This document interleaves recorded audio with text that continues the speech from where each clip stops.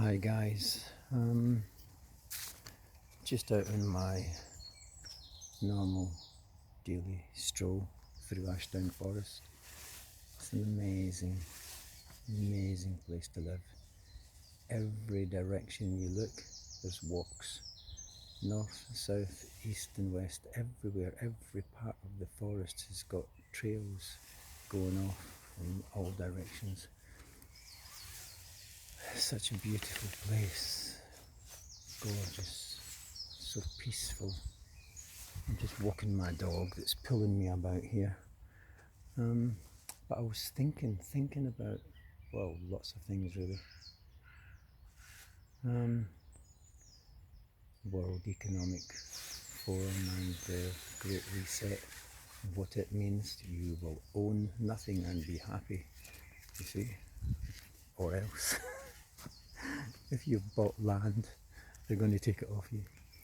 If you've got a big $250,000 car, you'll find it's not yours, because they say you will own nothing and you're going to be happy, because they're going to own everything. So it removes all the stress of ownership. If they own it, they own the land, they own your house, your car, then what have you got to worry about? Calm down, relax, be happy, put a smile on your face, have a cup of coffee, a bit of chocolate.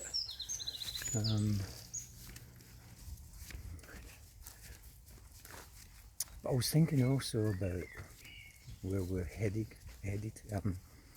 artificial intelligence wise, and thinking about Elon Musk and what he's been yapping about, saying that artificial intelligence is a bigger threat to humanity than nuclear weapons. I'm sure he said that. Well, in what way could artificial intelligence be such a threat? Well, freedom of speech has already gone. It's gone for a button. There is no longer any freedom of speech anywhere on the planet, because artificial intelligence is looking for keywords so that you can get struck down. It's like I put a video up the other day on my channel, and it lasted a few hours. Not very many people seen it, but it got taken down by YouTube AI, and I got a slap over the wrist. They said, "You naughty boy, you can't be telling the truth on our channel. It's our channel, it doesn't belong to you. So certain things you can't say, certain things you can't show, even though it's been published, the information that was on this video has been published. I can't mention by who, well, by the jibby jabby people. They released all their information and the horrific side effects. I wonder if you can say the word horrific. I don't know, I'll soon find out. But there's lots of words you can't use anymore. There's lots of channels now, that independent news channels, that when they're talking, they won't use certain words or place names. They use a code word because they don't want their channel taken down. This is where we're at, folks. No more freedom of speech. You cannot say what you want to say any longer. It's forbidden. We're being controlled, and it's, as far as I understand, it's the artificial intelligence that's doing it. So soon, this artificial intelligence will tell you if you can fly or not, if you can drive a car or not, maybe even if you can take your dog for a walk in the forest or not. With drone technology, who knows what they're planning and what's going to be possible. There's so many things being implemented in the world that we're not even aware of, testing out new technology in certain parts of the world to see how it works.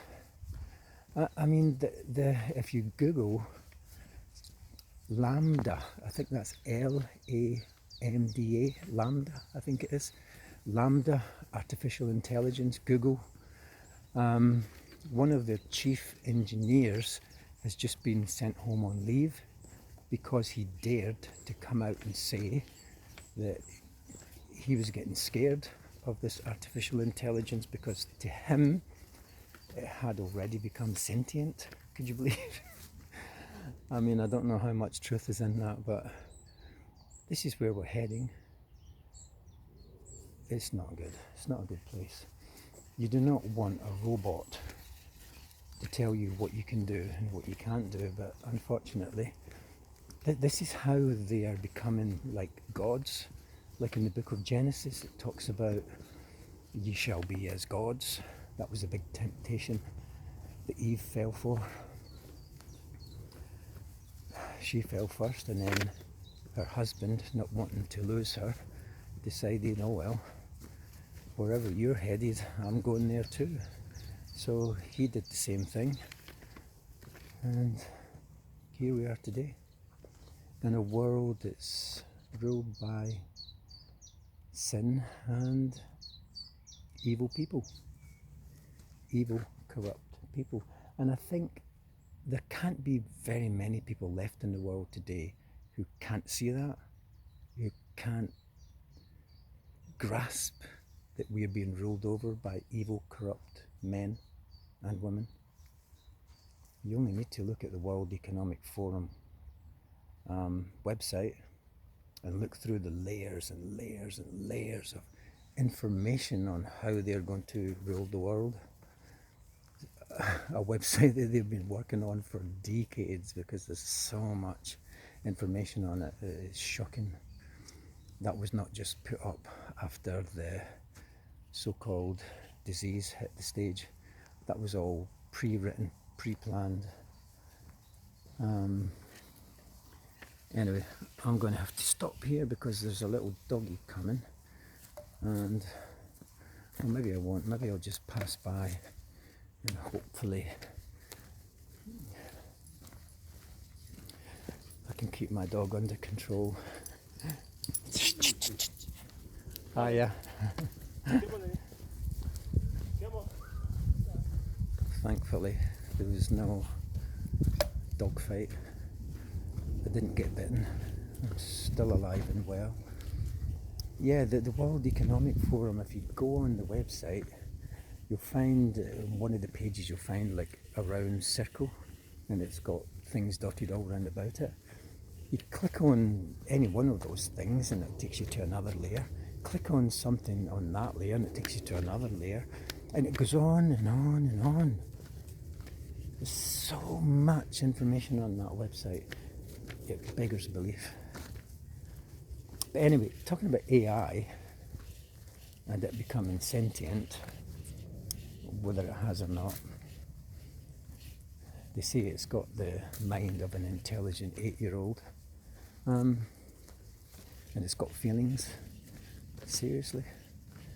Well, it must be demonic then. It must be getting controlled by demons. But if you look at the book of Joel, written, I can't remember, about 3,000 years ago in the Bible, go to the book of Joel and read it, and it tells you about an artificial intelligence army that sweeps over the earth. It details when they hit Israel, and it tells you that these soldiers can scale any walls, doesn't matter what height they are, and they come in through the tops of buildings, and you can't kill them. If they get seriously injured or wounded, shot, whatever, they just get back up again and keep walking or running. They don't jostle one another. They run side by side in file, in ranks. It's clearly talking about an artificial intelligence army. And they're already building robots, we know that. The robots that they're building at the moment are unbelievable. And of course, what happens to just about anything that gets invented on planet Earth? It gets taken up by the military. Look at can you remember the Twin Towers? I can. There's lots of people, youngsters, don't know anything about 9/11, the Twin Towers. But those towers turned to dust before our very eyes. Concrete, metal, turned to dust. Seemingly there was no filing cabinets found, no computers, no desks, nothing metallic was left apart from a few huge upright H-beams. All the rest had turned to dust. The people of New York breathed it all in. There were so many deaths after that, and it was caused by people breathing in the dust. Concrete dust, metal dust. There was almost nothing left of those giant towers. There should have been a massive pile left, but there wasn't. It all floated away in the air, that's what it seemed like. But the weaponry that is based in space, virtually no one knows about it. There is so much up there. And how many times have you read or heard that NASA or someone else was putting the rocket up, but that the contents were top secret? They couldn't say what was on board, which makes you wonder why.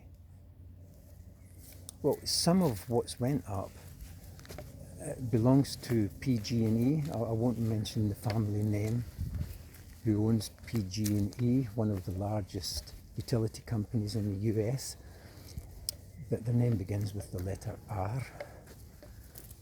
On their website for PG&E, they actually show satellites that can gather power from the sun and then transport it to a special, like a collecting house, generators, I don't know what it is, but this can collect beams sent from these satellites and turn it into electricity. Well, think what else that kind of energy, pure energy from the sun, could be used for in concentrated form. Think about it. Think about California. Think about Australia. Even Portugal and Spain.